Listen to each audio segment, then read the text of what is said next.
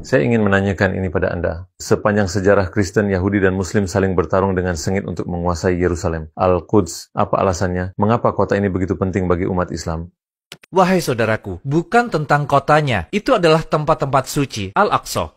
Al-Aqsa adalah masjid, sebuah masjid sejak zaman Nabi Adam alaihissalam, disebutkan dalam kitab-kitab Islam. Itu sejak zaman Nabi Adam alaihissalam. 2 masjid suci dibangun, masjid yang suci, Ka'bah suci di Mekah, dan Al-Aqsa di Yerusalem. Dan Nabi Muhammad SAW ditanya khusus tentang ini oleh para sahabat. Dan beliau berkata, Al-Aqsa dibangun 40 tahun setelah Al-Ka'bah. Ini bukanlah sesuatu yang dibangun oleh orang-orang Yahudi, dan kita mengambilnya dari mereka. Sudah menjadi tempat suci. Sekarang ini harus benar-benar jelas, wahai saudaraku, dalam setiap pikiran yang mendengar kita. Muslim tidak pernah mengambil tanah ini dari Yahudi. Ketika terjadi pertempuran antara umat Islam dan Bizantium yang menguasai Palestina, dan umat Islam menang, umat Islam mengambilnya dari umat Kristen. Kita tidak mengambilnya dari orang-orang Yahudi. Dan kita masih punya deklarasinya dan kesepakatan antara Umar bin Khattab, sahabat kedua Nabi Muhammad SAW, khalifah kedua, dengan kaum Kristen. Dan di situ orang-orang Kristen menyerah. Dan mereka membuat beberapa permintaan. Dan semuanya dikabulkan. Permintaan pertama adalah mereka bebas beribadah. Dan memang itu adalah bagian dari agama kita. Kita tidak memaksa siapapun untuk berdoa seperti kita atau memeluk Islam. Sepanjang sejarah, satu orang terpaksa memeluk Islam. Dan mereka bilang sesuatu yang sangat aneh kepada kita. Mereka bilang, tolong jangan biarkan satupun Yahudi memasuki Yerusalem. Inilah permintaan umat Kristen untuk menyerahkan Yerusalem. Maka Yerusalem pun diserahkan. Mereka menyerah dengan damai. Umat Islam tidak masuk dengan paksa, melainkan sebuah kesepakatan, penyerahan oleh umat Kristen. Dan umat Islam memasuki, dan wahai saudaraku, tidak ada satupun Yahudi. Tidak ada satupun orang Yahudi di seluruh Yerusalem. Umat Islam, wahai saudaraku, tidak pernah menganiaya orang Yahudi. Tidak pernah menganiaya umat Kristen. Umat Kristen menganiaya umat Kristen. Umat Kristen menganiaya orang Yahudi sepanjang sejarah. Tapi umat Islam tidak pernah. Di sepanjang hidupnya, utusan Allah Subhanahu wa Ta'ala memberi contoh bagi umatnya di setiap aspek kehidupan. Dan kita tahu, beliau berurusan dengan para Yahudi di Madinah dan akhirnya berhasil. Jika Anda perhatikan kehidupan Rasulullah, tindakan beliau, cara apa yang harus diikuti oleh para pemimpin Muslim agar semua ini dapat teratasi. Nabi Muhammad SAW menggunakan cara damai. Lihat apa yang terjadi, saudaraku. Ketika Rasul SAW hijrah dari Mekah ke Madinah, Muslim sudah menjadi mayoritas. Dan beliau langsung menjadi pemimpin Madinah. Beliau tidak mengambilnya dengan paksa. Beliau tidak membunuh siapapun untuk mengambil alih Madinah. Penduduk Madinah memilih beliau. Dan mereka menerimanya, dan mayoritas seperti itu. Jadi apa yang beliau lakukan? Beliau langsung dan tertulis secara rinci, dan itu ada di buku-bukuku. Secara rinci disebut Wathiqatul Madinah. Apa itu? Perjanjian Madinah. Dan dalam perjanjian ini, Nabi Muhammad SAW menyebutkan setiap suku Yahudi. Dan beliau menyebutkan bahwa mereka berhak atas rumah mereka sendiri, dan tanah mereka, kebun mereka, dan persenjataan mereka. Dan mereka punya hak beribadah, berdagang, dan kebebasan. Jadi beliau memberi mereka semua hak. Dengan satu syarat, mereka akan membela Madinah. Mereka warga Madinah. Lihat Madinah dan Islam ketika mendirikan negara.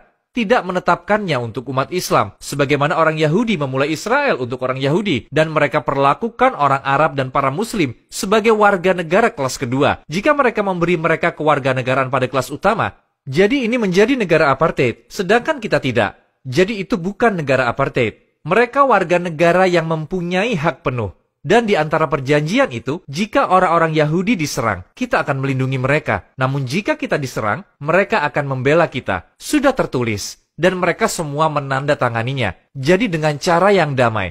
Dan kemudian, ketika mereka bersekongkol melawan Nabi Muhammad SAW dan terbukti, maka mereka dihukum. Dan ketika mereka dihukum, tidak ada wanita yang dihukum. Tidak ada anak yang dihukum, tidak ada orang tua yang dihukum, tidak seorang pun yang menolak konspirasi mendapatkan hukuman, hanya para konspirator yang dihukum. Dan itu sangat jelas kan? Maka Nabi Muhammad SAW mengambil dengan damai. Dan bahkan, wahai saudaraku, kita mengalami 4 perang. Saat beliau melakukan perang pertama dengan satu suku Yahudi, beliau tidak menyerang orang-orang Yahudi lainnya. Mereka tetap bersama kita selama bertahun-tahun setelahnya.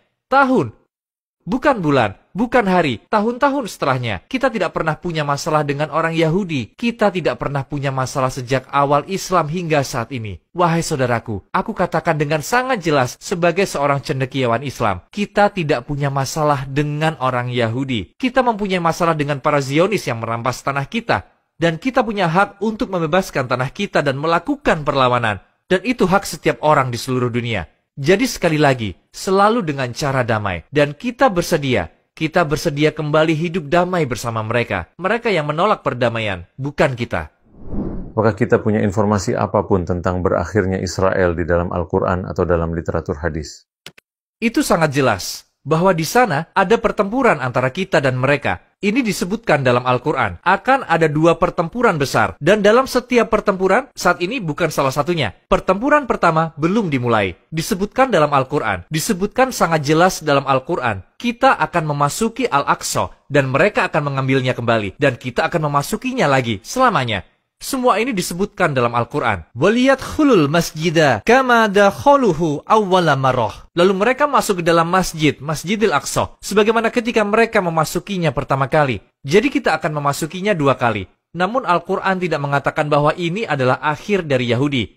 Ini akhir dari negara mereka, tetapi tidak untuk orang-orang Yahudi. Dan disebutkan dalam Al-Quran bahwa Yahudi akan tetap ada. Disebutkan dalam hadis Rasul SAW bahwa orang-orang Yahudi akan terus ada. Kita tidak punya masalah dengan agama dan orang Yahudi. Kita punya masalah dengan negara Zionis, negara apartheid, yang merampas tanah kita dan merampas masjid-masjid suci kita. Dan mereka memprovokasi masjid kita setiap hari. Mengapa peristiwa 7 Oktober ini terjadi? Setiap hari mereka memprovokasi kita dengan masuk ke masjid suci kita. Masjid suci terus-menerus, hari demi hari, dengan orang-orang fanatik ini. Dan kami telah peringatkan mereka berulang-ulang kali. Apa yang harus kami lakukan?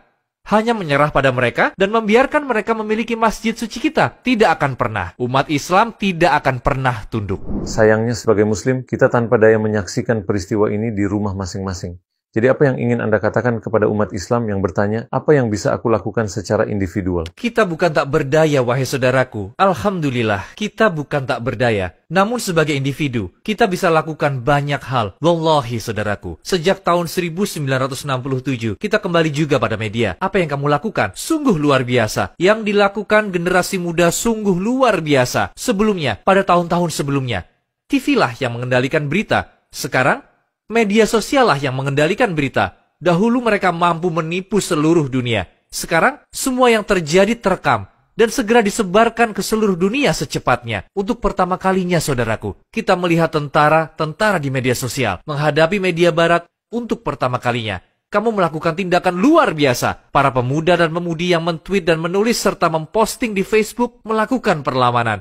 Wahai saudaraku, aku mempunyai 18 juta pengikut, tapi Facebook dan Twitter membatasiku. Sekarang hanya 1.800 yang bisa melihat postinganku. Tapi apa yang aku lakukan? Aku salin postinganku setelah mengunggahnya di Facebook, dan aku kirimkan pada orang-orang sepertimu, pemuda dan pemudi, dan mereka menerjemahkannya dan mengunggahnya. Wallahi saudaraku, 18 juta menjadi 100 juta karena generasi muda, pemuda dan pemudi sepertimu. Kamu tidak bisa men-tweet, bukan berarti kamu tak berdaya. Kamu tidak bisa berdonasi, bukan berarti kamu tak berdaya. Kamu bisa berdoa, bukan berarti kamu tak berdaya. Mereka punya banyak uang. Mereka punya mesin media yang sangat besar yang mencoba memutarbalikkan kenyataan. Dan alhamdulillah, mesin media kita berkembang karena kamu. Dan harta kita bertambah karena kemurahan hati pria dan wanita kaya muslim di dunia.